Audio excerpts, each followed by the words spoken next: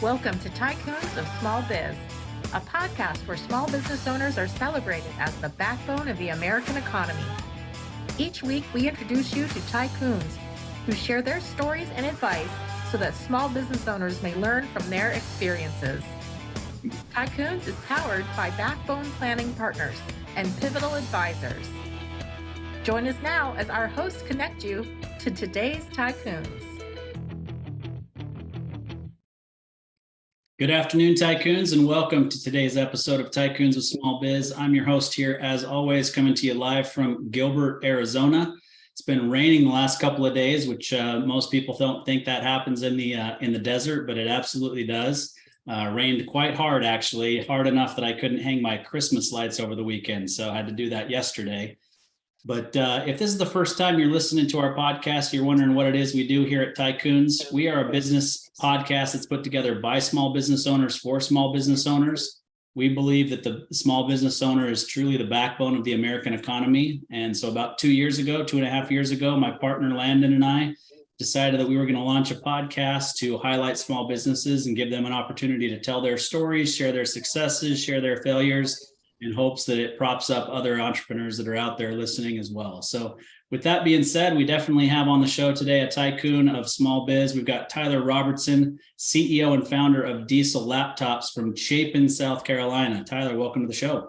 Hey, thank you. And yeah, I thought it never rained out in the desert, so always interesting to hear that. Yeah, it rains quite a bit, actually.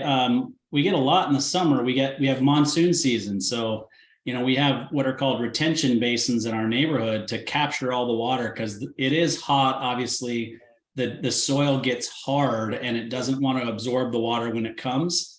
And so it fills up. I mean, enough so that sometimes my kids, when they were younger, would take the stand-up paddle boards to the retention basins and stand up paddleboard in the retention basin. Yeah, paddling in the desert. So sounds unique. Yeah, you bet. So Tyler, appreciate you coming on. You've got this organization, Diesel Laptops. Before we get into kind of what that is and how you got that started, we always have our guests tell us a little bit about themselves personally. So tell us what you'd like us to know, where you grew up, how many kids in your family, do you have kids today? Are you married? Did you go to college? If so, what did you study? Those sorts of things. Yeah. So I mean, I'll go backwards. Yeah, I do have kids. They're 9 and 11. So having kids definitely puts a different perspective on your life and why you do things and the paths you choose. That's definitely a journey that I think a lot of people don't realize until they do it. But so I grew up in northern Minnesota, went to college. I actually got kicked out of college for bad grades. And I guess I learned if you don't go to school, you end up getting kicked out because you don't pass the test. So that was a life lesson at an early age.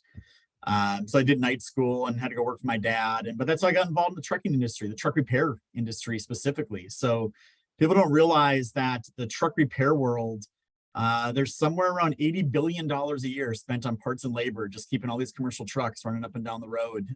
It's things people don't really pay attention to or see much of. And that diesel world also includes the off-highway stuff, which is even bigger, which is all the things that move dirt, move earth, build things. So generators, excavators, bulldozers, farm tractors, these are all diesel powered things, even though we hear about the EV movement and all that stuff. And I started my company, it'll be 8 years in March. So it was just me, my garage, dining room table. Started it with about $1,000 and it grew really, really fast to what it is today. So we're just trying to keep riding that wave.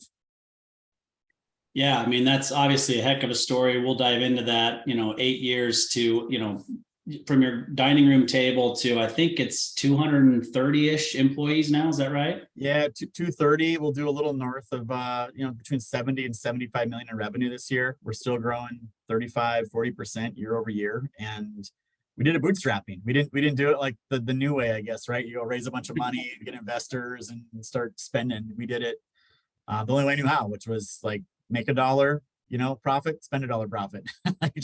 And do that for years. And we still do a lot of that today because we really believe in the future and the runway in front of us over here at Diesel Laptops. Yeah, you're right. I mean, we've talked about that a few times. we've done 130 something episodes of this show, and we've had every kind of business you can think of. We've had some that have taken, private equity money, some that have taken venture capital money, some that have bootstrapped it. You're right. The new deal is kind of come up with an idea, and a lot of times pre-revenue, you're out there raising money and people are, investing in your business. But the reality is still the lion's share of businesses are bootstrapped exactly the way that you did. Tell us, was that a conscious decision, or you just felt like, you didn't know any better at that point? What's the thought process there? Yeah, I mean, really, I didn't know any better, and I didn't feel like I needed to. So as I was going there, like I never set out. I mean, I say I started with $1,000, and that was even before the 8 years. That was like part-time working for someone else, just trying to make some beer money to do a thing. And I was just one of those people where I was like, man, if I make any profit at all, I'm just going to spend it and keep growing my company. So I guess at that point, I wasn't even thinking about it because I didn't need to. I had cash flow and things were going fine. Don't get me wrong. There was a lot of like stupid and expensive lessons learned about paying taxes should be not quarterly, not annually. Like, you don't have cash to pay your taxes all of a sudden, right? Or I remember the first time I got a big purchase order for, it was the first time I got an over a 6-figure order. And this is when we're doing like 6 figures a month. And, I knew all these things because I've been in business, but you start thinking like, man, they want 60-day terms from when they get it. And I got to prepay for all the cost of goods and pay payroll and all these things. And those are really hard things. So I never understood, like, you read these things and people say, oh, like the number one reason small businesses go out of business is cash or growth or whatever. And I don't know if that's true or not, but that you hear those things and like, okay, I totally get it, because I was basically running broke there for 4 or 5 years. We didn't have any cash in the bank because we were spending it fast as we could. I when I started my business, I swore like I'm gonna have very little inventory and no receivables. People can all pay me cash up front if they want to do business. And then I can tell people sitting here today, we got like $12 million tied up in those things. And that's cash that got sucked out of somewhere to afford to have those things. Cause I'm really kind of weird in the fact I don't like debt either. So we have no debt inside the company. So debt's risk to me at least. So maybe that even holds us back sometimes, but yeah, I just never really had the need to or the want to. I can say, looking forward, I think life's a little bit different now, where it's like, okay, now we're here, we're established, we got a brand name, we're profitable, we're growing. Where do I want to go the next 5 years, the next 7 years? Like how long am I here for? What's the exit strategy? And that, when I look at through that lens, like maybe taking on some debt or doing some things like giving up equity starts to make a lot of sense all of a sudden versus the early years. So maybe I thought about it backwards. I don't know, but that's kind of the way it rolled out for us. Yeah, no, I mean, I think obviously it's worked out fine, and it's definitely not thinking about it backwards. I think that a lot of times business owners go to the opposite extreme, right? So they're either raising money from the get-go, or they're borrowing more money than they need to, or taking bets that they shouldn't be taking, et cetera. So there's a lot of things that can go wrong, obviously, if you do it the other way as well. But I want to hit real quick on the cash flow thing, and then I'm going to have you kind of back up and tell us exactly what Diesel Laptops does. I grew up on a farm with a dad and a stepdad that were both long haul truck drivers. So I'm right there with you. I understand this industry as well as I can, as somebody who's never actually worked in it, but I've ridden in those trucks as a kid and spent a lot of time doing that. But the cash flow thing, it's funny because a lot of people who are listening to this show are running a business that does, call it 2 million to 5 million in revenue. And when they hear that businesses that are doing 7, 8, 10, 50, 70 million in revenue, that they still have to watch their cash flow, I think they're a little bit surprised by that. So what's kind of your, response to that? Well, I thought as I was scaling up, like, man, this is gonna be so much easier the bigger we get, because the dollars won't be as big, right, or matter as much. And I can tell people that is not the case. The risks just get bigger. They got more zeros. And I tell people all the time, like, I'm kind of like just, it doesn't, like, it's almost like monopoly money sometimes, right? You're looking at spreadsheets and seeing bank accounts and those things you don't comprehend, and how much cash is going through the business. But it is a big deal. Like I can tell people, I get a daily cash report every single day from our team. Like we know exactly how much is in account, what came in, what went out yesterday, how much is in transit. Like here's how much cash we have. So we pay a really close attention to that. We have cash forecasting that we do up to 12 weeks in advance, so we kind of see where things are going. But paying attention to cash is an important thing. And again, another thing I knew a long time ago and heard was, small businesses run off income statements, big businesses run off balance sheets. And I was like, what does that mean? I don't get it. Like, but now I'm like, oh, now I totally get it. Like this is like, I understand, like it's about an ROI on the assets. You start looking at it being like, okay, we have this much in assets.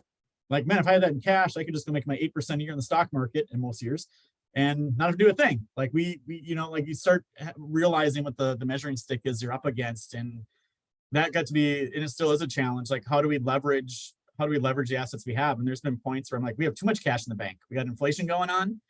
That means my cash is worth less next month than it is this month. It's sitting there doing nothing. Like, what are we doing here? What's our strategy? Like, we got to deploy this. Like, let's go figure this out to keep growing the company. So everyone worries about money. Warren Buffett worries about money. Elon Musk worries about money. I worry about money. So do your listeners. There's all different problems at the end of the day on what to do with it. And the risks just get a lot bigger as you go through that process scaling up. Yeah, for sure. All right, so let's back up a little bit. Tell us, what it really was that forced you to quit your job, start this thing, and then, dovetail that into what exactly you guys do. Because I don't believe that you're a laptop company per se. You're not selling laptops like Dell or Gateway or, any of those companies. Yeah, and our laptops definitely do not run off diesel. They're electric. So what it was is I grew up in the truck repair industry, and that's what happened when I kicked out of college. I kind of stumbled into this industry, and I am my family had a business. They ended up selling it. I stayed with the new owners. I got fired. Then I ended up finding a new job down here in the South. So that'll happen in Minnesota. Moved down to South Carolina. And this is I really got to work for like a bigger organization that does a lot of truck repair. And I was a service manager. So anyone that's ever been and brought their car in knows you bring your car in, you do a work order and they write you up and they fix it. And that's what we did, but for commercial trucks. So the big difference between auto and commercial is that automobiles are almost like a leisure or almost like a luxury item for a lot of people in most cases. They have more than one a lot of times. With commercial trucks, they are a tool to make somebody money. Like that is what a commercial truck is. So downtime to them is a really big deal. A downtime for an 18-wheeler is $1,000 a day they're losing. Downtime for you personally, not having a car, no big deal. Go rent one or borrow somebody's or use your spare. So it's totally different economics. And when I ran a service department, and when you run a shop, and any automotive shop loves this, they want to be booked up for weeks in advance, because they know they're going to maximize revenue on every single customer that walks in the shop. Their technicians are paid flat rate, which means they're paid how much they build on how much they work. They're happy. The parts, like everyone's happy, except for the customer. Customer hates it because now he's like, I got to wait 2 or 3 weeks to get my vehicle work done. What are you doing? You're screwing my business. I can't deliver my products. I can't go make money. So what I did in that situation, I was like, well, I have a little more of a heart for customers versus the person that was running the shop before. So I was like, okay, my foreman, my service writers, myself, customer comes in, let's immediately go to the truck, hook the laptop up to see what the fault codes are and what the situation is in the truck, because the check engine lights are on or doesn't start or whatever. So we would do that, and we did that so we could tell the customer, hey, it's not that big a deal. Bring it back next Tuesday when I have time, and I'll get your rate in. Otherwise, it's sitting here until then anyway. Or like, man, this is horrible. You need to keep it here, right? We were able to identify the problem, let the customer make a business decision. Well, you do that for customers, and they start asking, well, how do I get that tool? Like, I don't want to have to come to you guys every time. I'll just hook it up myself. And we're like, you can't have it. We're the dealership. That's why you have to come to me. And that worked. But then the company, they wanted to promote me. So they said, before we have you run the store, we want you to go work in the parts department and run the parts department. So same physical rooftop, different division of the company. I now report to a different person at corporate. And that person's mentality was, if you can make any money selling anything, sell it. I don't care if it's a truck part. I don't care if it's a cheeseburger. I don't care if it's diagnostics tools and hardware. So like, it's really gonna upset the guy next door in the service shop. He's like, I don't care. That's his problem, not mine. It was like, it's that mentality inside these dealerships. So, all right. So what I learned was customers were asking for software and we were selling it to them. But you end up with a 55, 60, 70-year-old shop owner and you hand him a piece of software. He doesn't know how to install it. He doesn't know how to configure the adapter or the firmware, update firmware, or do any of the stuff. He just wants to fix his truck. That's what he's good at, not installing software.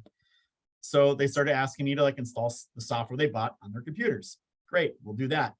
Well, then it would quickly became, well, now I can't connect to the vehicle. Can you help me? No problem. Let me remote in over the internet. I'll help you connect to the vehicle. And then it quickly became all these other problems. And finally I was like, stop. Why don't I just build a product? I'll buy the hardware and software from my own company. I will buy a laptop from somewhere else. I'll make a kit ready to go. And I'll resell it back to my own company and they can sell it to customers. Now I'm not having to deal with installs, configurations, and all the stuff. And that's really where Diesel Laptops got started. It was my own company that I was working for was my only customer in the very beginning. And it just ended up branching out from there over time. Wow. That's a cool story. So how many different states do you have customers in now? Yeah, all 50 easy. I mean, we're in Canada. I mean, we've really migrated beyond just selling people tools. So what we learned, and this is like a painful truth we have to tell customers, like, look, you buying this $500 tool or this $10,000 tool isn't going to help you fix more trucks. Like, it's not a magic bullet. You can't hook it up and hit a button and your truck's fixed. That's not the way this works. It'll tell you what's wrong. It'll let you run the test to test the components, but you need some missing pieces. You need to have repair information on how to actually fix what the tool tells you is wrong. So we had to build that. We need to teach you how to use the software, and we have to teach you how to properly diagnose and repair trucks because there's not that doesn't exist in the market. And we need to give you a call center to help these people. So asking about where we ship to and everything, it's really North America. We're definitely in South America, Central America. We ship to Australia quite frequently, but we actually end up opening up physical centers across the United States now, where we do hands-on training for customers and some of our employees. So there's a training class going on somewhere in the United States as we're talking here. People are listening to this, so it's really allowed us to expand the footprint and come to more of them as a solution, not just a product. And that's what people really want, is they want solutions to their problems. They don't want to buy a product. So are the customers solely repair shops, or people who also have fleets of vehicles would buy this as well? Yeah, so it's really like four core demographics we hit. Like, one is definitely people that fix people's vehicles. That's number one. Number two, you're talking about people that own trucks, fleets. Some of those guys do their own maintenance, some don't. We sell to those guys as well. We're in the off-highway equipment industry is like actually the biggest market segment we have. So people don't realize there's more off-highway diesel engines than there are on-highway diesel engines. And we sell a lot into that market. And then marine is another industry where they got diesel marine powered equipment. Plus we get into the gas stuff a little bit on the marine side and the power sports and that type of thing. So it's a huge wide market. And what I didn't realize was how big off-highway was when I started this. I was a truck guy. And then I also just kind of started to realize, like, wait a second, that same John Deere excavator in the US is the same John Deere excavator in Australia. Like, why aren't we over in Australia selling these things as well? So we find one thing led to like a bigger and bigger market share. So our total addressable market is it's pretty massive at this point across the globe. Yeah, so obviously understanding that there's a worldwide need for this, and the products are essentially the same. I guess steering wheels on the other side of the car sometimes, but other than that, it's essentially the same vehicle. But if we go way back to kind of the beginning, right? So you had the company you worked for was your first customer. How did you begin the scaling process? What was the actual plan from the get-go? Yeah, I mean, the plan at the beginning wasn't to scale. It was just, like I said, make some beer money, right? Like, that was the whole idea of it. What happened was I was selling a pretty good amount through my own company, and it was like word of mouth. We weren't marketing them. They weren't anywhere on display. It was just customers kept asking our salespeople like for solutions. So that was going well. And then I got better. Like, the problem with sales is like, you got to go like build the product. So I was like buying used laptops off eBay. So like these fully rugged ones you can like step on and all these things. And then I had to figure out, like, man, this takes forever at night, like installing software one at a time and running Windows updates and all the things. So you start to find efficiencies in your company. So like, oh, let's start duplicating hard drives instead of actually installing software one at a time. And so like on that note, it was like, well, first we'll do a 1-to-1 duplicator. Then it was like, I can do 2 hard drives at one time, and then a 4-to-1 and a 10-to-1. So you end up finding like these scalable solutions to just keep saving you time in the process. So then I had to eventually hire some people. They used to mow my lawn. They're my weekly lawn maintenance people. They were great neighbors of ours. We have to be friends with them. And I'm like, man, I can't even keep up like cleaning up the laptops and putting hard drives in them and just doing that kind of stuff. Like, would you guys like to do this? And they said, sure. So they did the first one. And I can tell you now, 8 years later, they've done over 32,000 of them. They have employees. That's their business, is just refurbishing laptops and doing laptop type prep work for us. So it's just been a constant iteration on the production side, finding efficiency solutions and outsourcing, and just saying, I can't do this anymore. I got to give up control and give it to somebody else. And I know that's hard for a lot of entrepreneurs that want to control the whole process. On the sales side, the internet's the great equalizer. And that's what I quickly found out, was like, okay, I'm selling them here in South Carolina through my one retail channel. I put the first one on eBay, and it was more of like a universal one that would connect to any make, model truck. And it sold within like a day. I'm like, well, holy crap, that was quick. I'm like, let me go put that same thing back on there, but I'll mark the price up like $200 and we'll see what happens. And it sold like right away again. I'm like, oh, then I, put it back on and raise another $200. And right. And all of a sudden you start to realize like, oh, well, this is going great on eBay.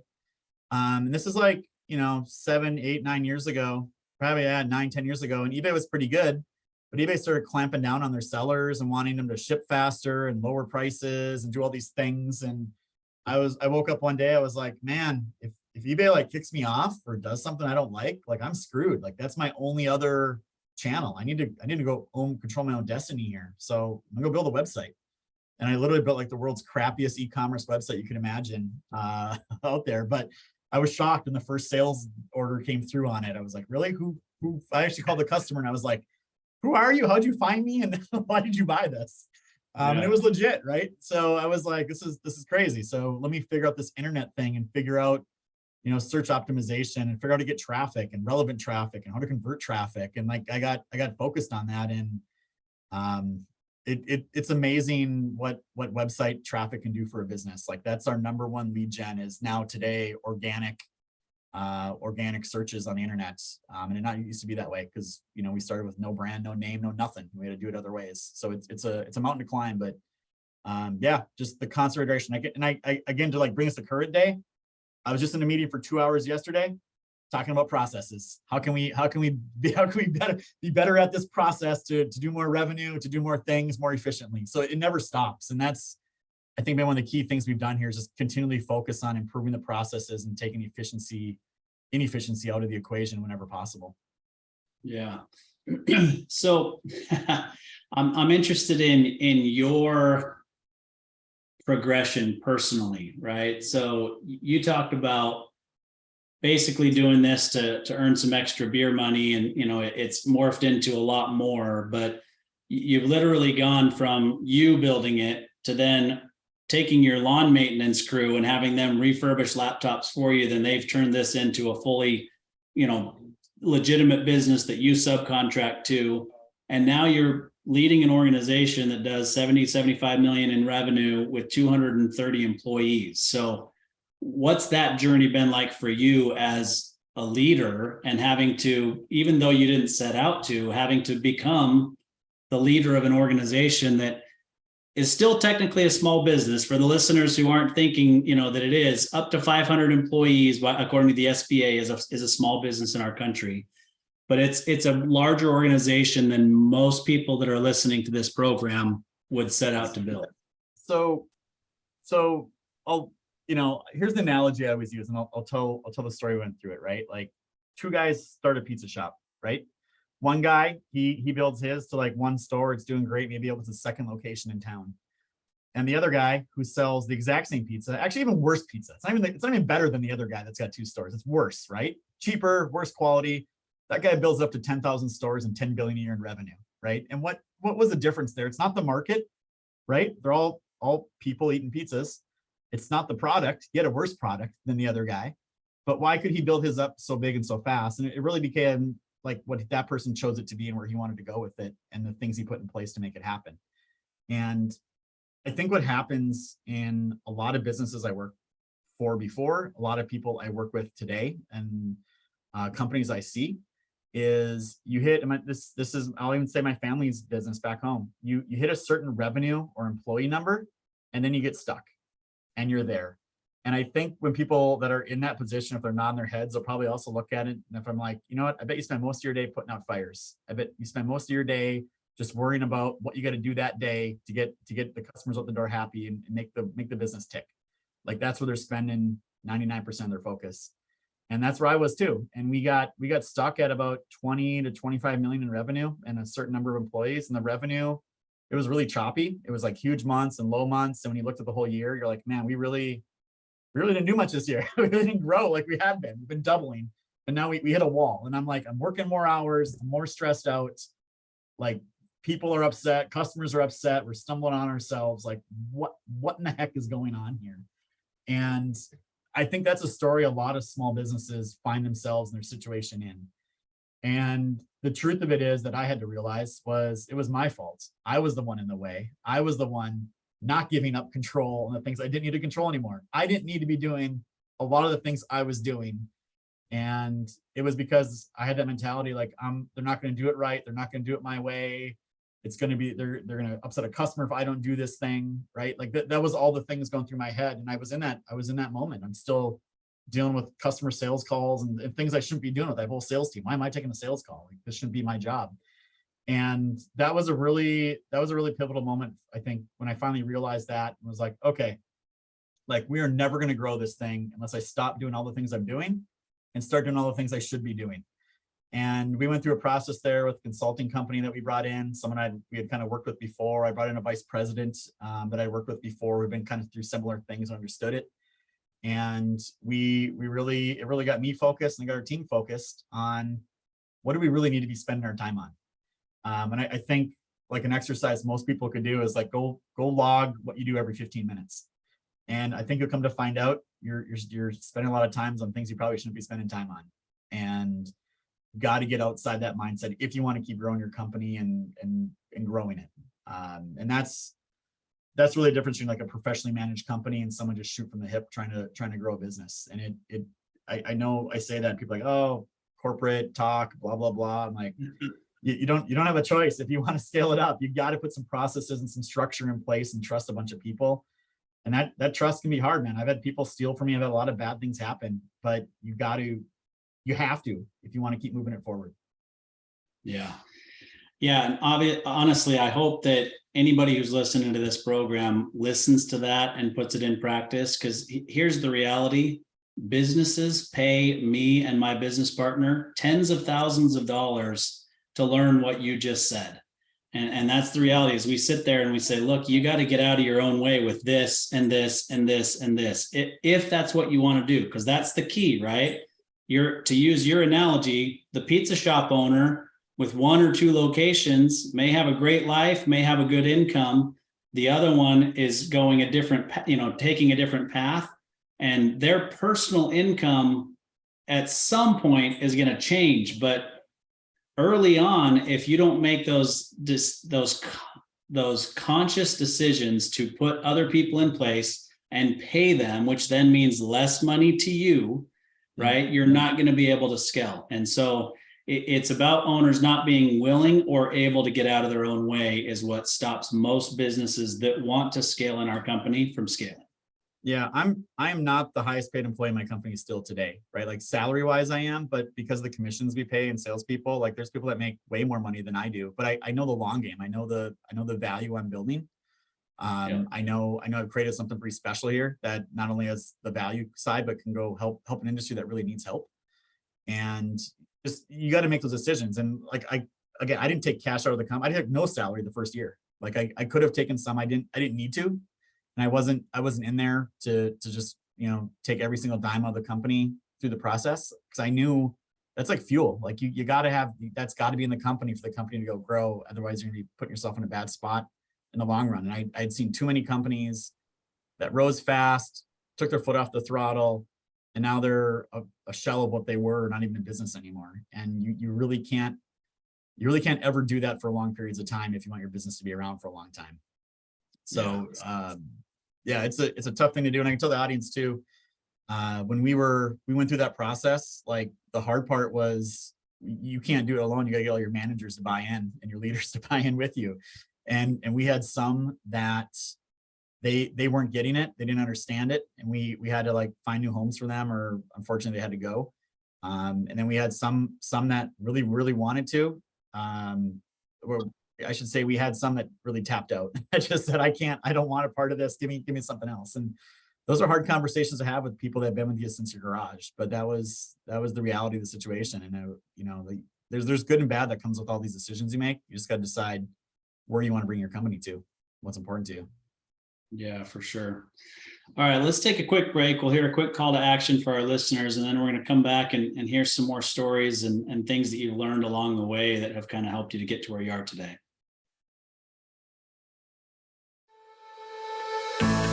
Hey there, Tycoons. Austin Peterson here, co-host of Tycoons of Small Biz. If you think you have what it takes to be considered a tycoon and you're wondering how you could become a featured guest, please follow and then message us at Tycoons of Small Biz on LinkedIn. We'd love to have a conversation with you to see if it is a mutually good fit, and if so, we'll get you scheduled for an interview. If you're unsure about being a guest on our podcast, but are contemplating selling your business over the next few years and you'd like to know what your business is worth, please also follow us and then message us on LinkedIn for your no obligation, informal valuation of your business. We look forward to hearing from you, and thanks for listening to the Tycoons of Small Biz podcast. And now, back to today's program. All right, Tycoons, welcome back. We're here with Tyler Robertson with Diesel Laptops, and we're talking about his origin story. So many businesses that we hear about starting in a garage, but you're listening to one of them right now who literally did it and has built it to a company that does about 75 million in revenue and has 230 employees. And so we've talked about, that process a little bit, but let's get into the nitty gritty. I mean, tell us some of the things that you've kind of learned along the way, because quite honestly, every business owner makes mistakes along the way. They have things that happen to them. They have things that they do that cause things to happen to them. So, I mean, I'll just kind of toss it over to you. What do you want to talk about that has been maybe some learning experiences for you along the way?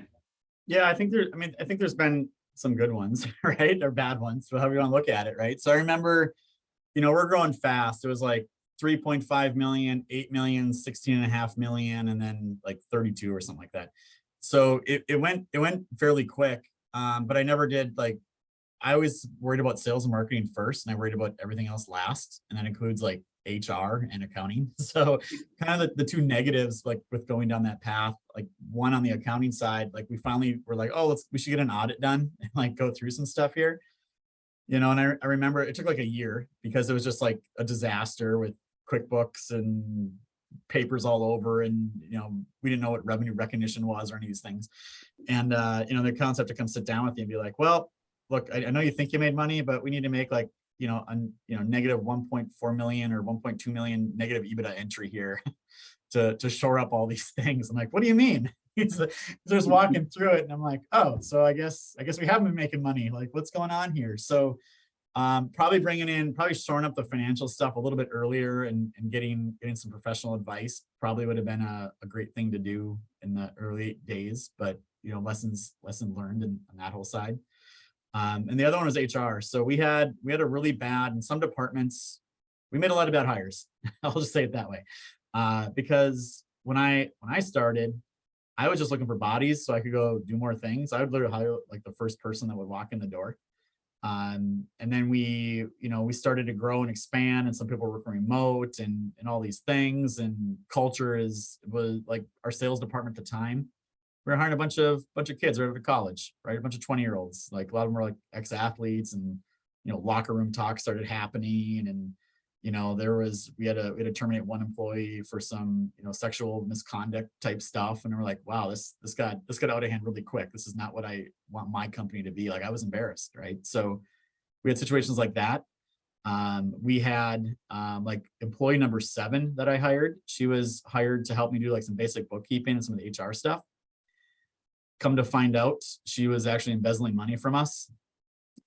So we found, it was at least 30 grand that we found, and she was putting terminated employees back on payroll, requesting manual checks, and forging my signature, forging the employee's signature, and just doing stuff. And it was just completely going outside the accounting. Accounting never caught it for a while.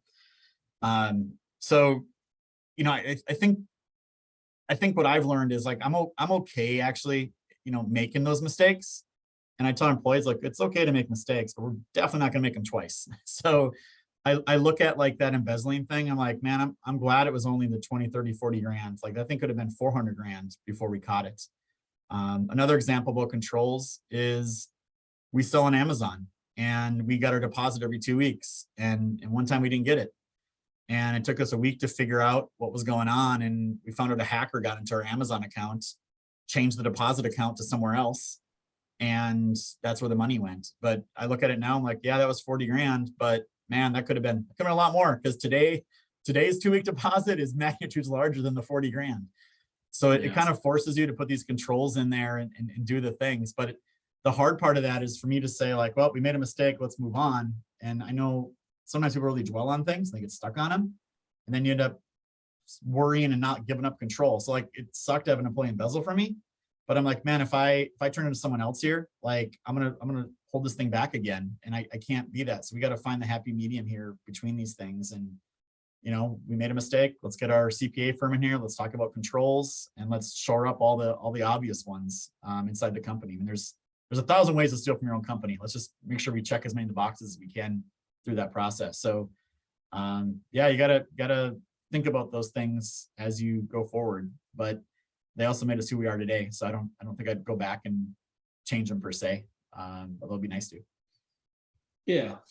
I mean, obviously nobody wants to lose money along the way or have, employees that do things that you didn't want them to do. But how do you, I guess, communicate that to your employees today, in that it's okay to make a mistake, right? Like we're going to learn from mistakes. It's okay, and allow them to, I guess, not push the envelope, because that has kind of a negative connotation, but push, right? Like we're still trying to grow at 30, 35% per year. What do you do to empower your employees to try to get out there and do things maybe a little bit unique, even if it ends up not working out? Yeah, I mean, I think every company tries, right? Because that's what they want, is their employees to think outside the box, give us ideas, do great things for us. So, we have like, diesel, every letter stands for one of the things. There's definitely one in there talks about taking risks and doing those things. That only goes so far. So I'm glad you brought that question up, because we do an annual Christmas party. So usually it's like, top revenue or 5-year awards or whatever it is. So this year we decided to do a new one.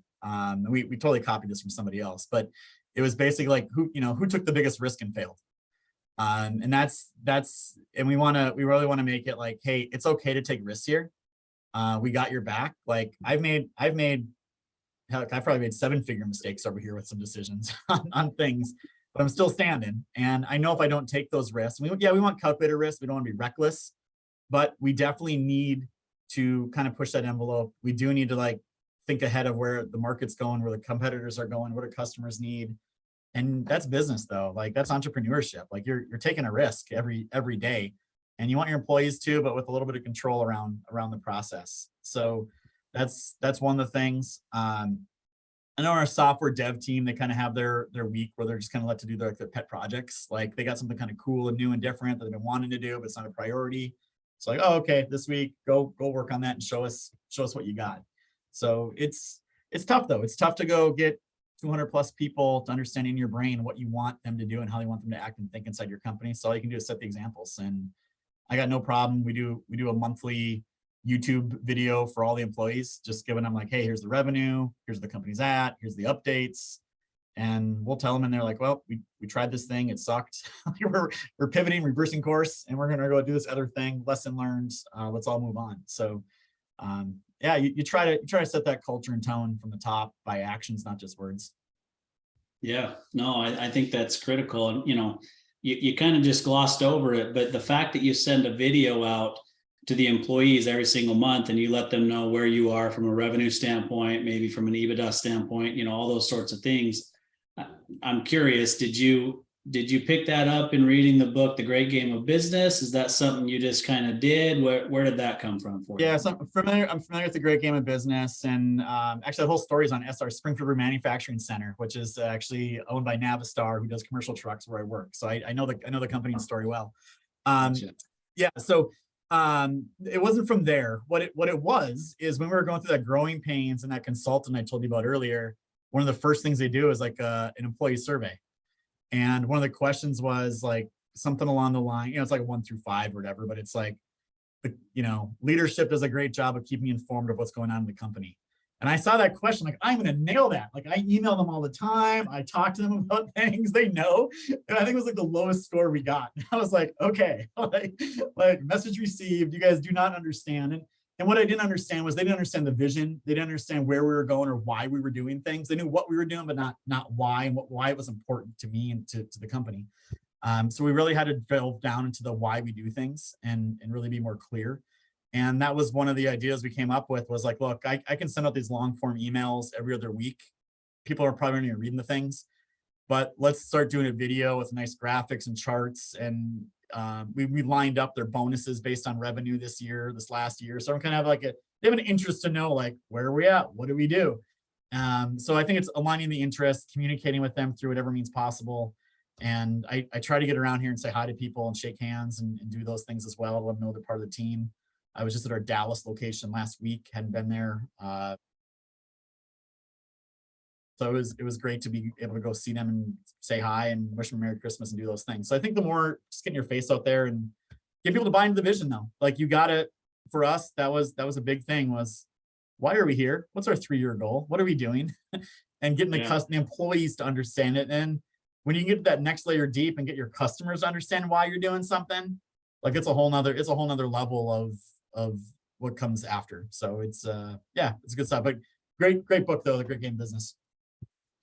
Yeah, I tell you, so when you have 10 employees, building the culture is never easy, right? Having everybody on the same page and rowing in the same direction, it's never easy. But it becomes way harder when you get to 230 employees in multiple locations, some remote, some not. Yeah. So what, besides these videos, which obviously get them connected on those sorts of things, what else are you guys doing to kind of keep everybody on the same page and build that culture you're trying to build? Yeah, so every new employee in the company has to either come sit with me for 15 minutes or do a Zoom with me, just so I can, like, who are you? What do you do? What's your background? Are you married? Like, so what do you do outside work? Like, try to do that a little bit and get them comfortable with who we are, what my values are. So that's part of the conversation as well. When you scale like this, it's communication, right? And email only gets you so far. We have Slack, and I can tell you we got a really busy Slack. Like, it's hard to keep up in there with all the people, and yeah, a lot of it's business. There's a lot of joking around and happy birthdays and pats on the back and all those things as well. That's been a big part of it. We do a lot of team events. Every department's got a budget, so they'll be like, oh, okay, we're gonna go throw axes tonight and have some beers at axe throwing, or we're gonna go do go-karts, or we're gonna go do whatever. We do a lot of trade shows, so we've started to realize, like, well, hey, we used to just kind of bring like our top salespeople to the trade shows, like, yeah, they're there to sell something. Now we're like, hey, let's bring some new employees. They need to see what this world's like outside the phone call and the emails and our website. They can actually see real products and talk to real customers face to face and do those types of things. We do webinars. We do a lot of just whatever we can. It's never enough, right? There's always that employees like, I don't feel appreciated, or I don't know what's going on. And I can't make people watch videos. And I can't make them do stuff. I can just put the tools out there and do those things. So I think we do as well of a job we can at a company our size and our revenue, trying to make people feel like they're all important part of the team, because they are. Like, I always tell people, look, I can't even steer this thing by myself anymore. Forget rowing the boat. I can't do that. I can't even steer it without you guys. Like, I need you guys to believe what I'm telling you, so you guys can go do these things for the company, because that's the direction I believe the company's going in. You're right. It gets really, really tough the bigger you get. Like, these guys with 10,000 employees, I have no idea these publicly traded companies do it. That's just like a whole nother plateau and level they got to deal with. Yeah, right.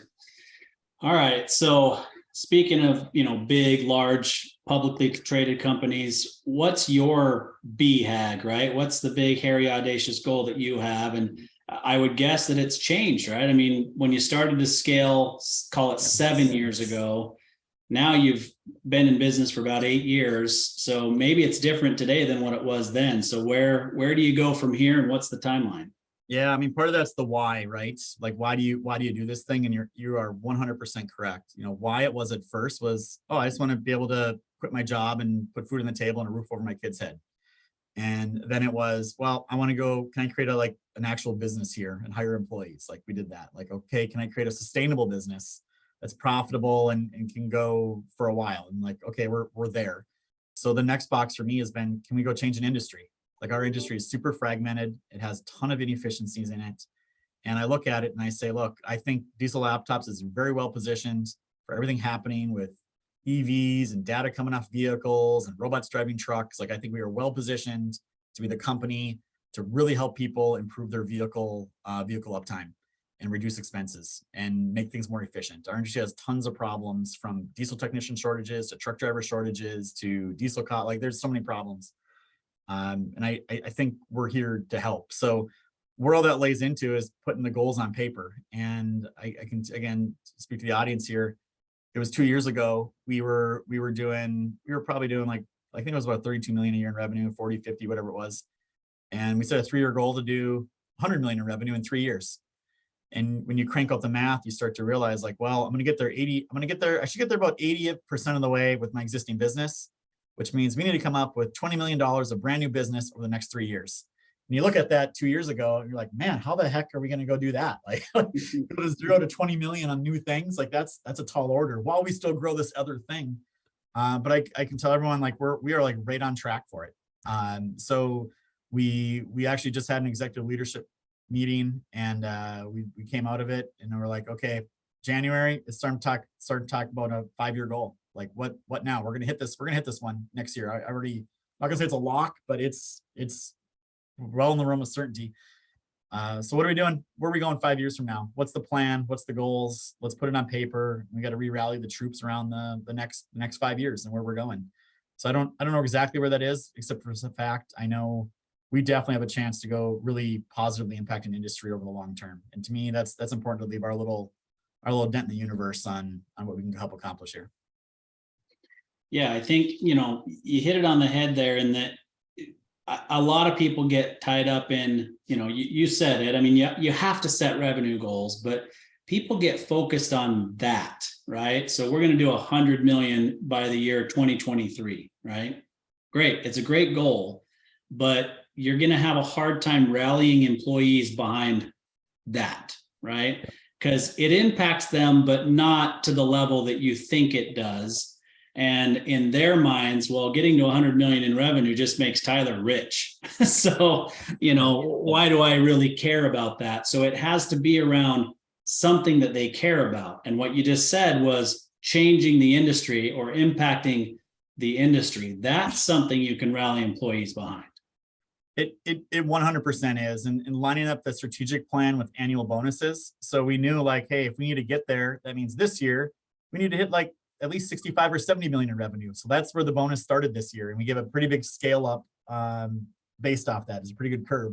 So all the employees all year have been asking, like, well, how do we get to the 80 million number this year? Like, yeah, because you guys get, it ended up being like, 40% of their salary be a bonus at that level, or something pretty substantial. So, it got everyone focused the right way, both for them personally. And there's a lot of people that come to work for us just because they follow me on LinkedIn, they know our story, and they're like, hey, I can work anywhere, but I'd rather work for a place that has a cause. And this is as good a cause as any. Like, let's go do this thing. So we have a ton of people that are just passionate about working here. And we want to make sure they're rewarded fully for that passion and drive that they're helping us accomplish. Yeah. So I would be remiss if I didn't ask, at least just because of your industry, did you have any ties at all to what happened with Nikola and all of that? Were there any connections there at all? So I am on record. I got my own podcast show where I talk about truck industry things. I'm on record before Nikola even went public saying this thing is a sham. Don't invest your money. It's a complete joke. So what's funny is all of us in the industry were looking at that and Workhorse and some of these other ones, like, this is like pure fantasy fiction. What's going on here? And for the audience that doesn't know, Nikola valued, they were up to like $10 billion valuation. They're down to about 1 billion now. But basically said, we have a hydrogen truck that works, and they had a video, and really they just kind of close to you. I think they actually did that video, towed it up the hill, cut the cord, and did a commercial showing how well it worked. None of it, fantasy fiction at the end of the day. We all knew it. Our whole industry knew it, but the general public was buying into the EV hydrogen truck, the whole, they're buying into the why, not the company. And that's how Nikola was able to drive that up. And for the audience, Trevor Milton did get convicted. He gets sentencing here pretty soon. He's the founder of that company and CEO for a while. So they're still publicly traded. If you believe in hydrogen trucks, they're still there for that. Yeah. And who knows? I mean, maybe the technology does end up coming to fruition, but I listened to the podcast Bad Bets that told the story, right? And I knew it kind of on the fringe. And oddly enough, my partner, Landon, knows personally Trevor Milton and worked for another one of his companies way back when. And he knew that something was fishy from the get-go because of just different things he saw with the other companies, right? And so it's been interesting to kind of listen to the full story and understand it more than just what you see in the headlines. But I think what happens is sometimes you get somebody who's, for lack of a better way of putting it, a really good liar and has a personality that people just can't, it's not that they're drawn to him, they can't look away, right? Yep. And so it's just interesting to see how that's the contrast between you building a business the right way and just going out there and doing things versus somebody who's trying to scam people. Yeah, I mean, Trevor netted over $1 billion off that whole thing so far, right? So he hasn't get up yet. But that whole thing was just, really, really unfortunate that you see that, and you've seen that play out a lot of times, like Bernie Madoff or Ponzi scheme or whatever, right? It's all been out there. But first in the industry, we're like, okay, Cummins or Detroit Diesel or Daimler or PACCAR, these billion-dollar companies who have built diesel trucks and equipment for 100 years. Yet this guy did it in his basement, coming up on some sketches. Like, give me a break. Like, we were just like, this isn't in the realm of possibility. They couldn't answer basic questions for us, people that would know to ask the right questions. So it's really unfortunate. And in hindsight, I should have like figured out how to like short his stock or do something there, but it is what it is. Yeah. If you haven't listened to the podcast, one of the last episodes, maybe the last episode, was talking to, I'll draw a blank on his name, but the guy who just made a lot of money. He's never told how much he made, but he made a lot of money shorting the stock. Oh, Hindenburg, I'm sure the shorting company probably it was. Yeah. I mean, beautiful report they came out with. I had my popcorn. I was watching the show the whole time. It was fun to watch, an implosion. It's like watching a train wreck. You can't turn away, right? You're like, this is real time. Yeah, no doubt. All right, Tyler. Well, believe it or not, we're coming to the end here. So for those who are listening that do obviously have an interest in working for your organization or have need of your products, what's the best way to track you guys down nowadays? Yeah, diesellaptops.com. You go on there, you can learn all about us, jobs. There's a learn section on there. You can do all the things you want to learn more about our industry or space. For people listening, it's a great space to get into. You'll never worry about a job in your life once you're in this space, whether you're fixing trucks or working at a place. There's unlimited. And then I'm on LinkedIn all the time myself. So Tyler Robertson, Diesel Laptops, come find me. I've been posting my journey on LinkedIn at least once a week since day one. So you can go all the way back in time and see what it was like if you really want to. Yeah, I mean, that's how we got connected. And if you're not already connected, you should connect with Josh Zolin. Zolin. So he has a podcast called Blue is the New White. And he wrote a book called Blue is the New White. And he's 100% on board with, there's so much that can be done in the skilled trades. Such a great living can be made. And, our country has pushed so much for college education for so long that everybody feels like that's the only way to get ahead in life. There's a lot of ways to make a really good living without a college degree. Yeah, we're opening up a new podcast series. Her the host is Melissa, the diesel queen. She's been a female diesel technician for a lot of years at a John Deere dealership. And it's very similar things, right? Dirty hands, clean money. Like, let's tell the stories. Let's drive awareness. Over 80,000 open diesel technician jobs on Indeed.com right now. It is, and you can go make 6 figures in that field and never worry about working a day in your life, finding a job. So a lot of professions out there like that: plumbers, truck drivers, electricians, they're all over, equipment operators. Yeah, for sure. All right. Well, Tyler, I've really appreciated the conversation. Very engaging. You've built a great organization. Congratulations, and look forward to staying in touch. Hey, thank you very much for coming on the show. You bet. Thank you.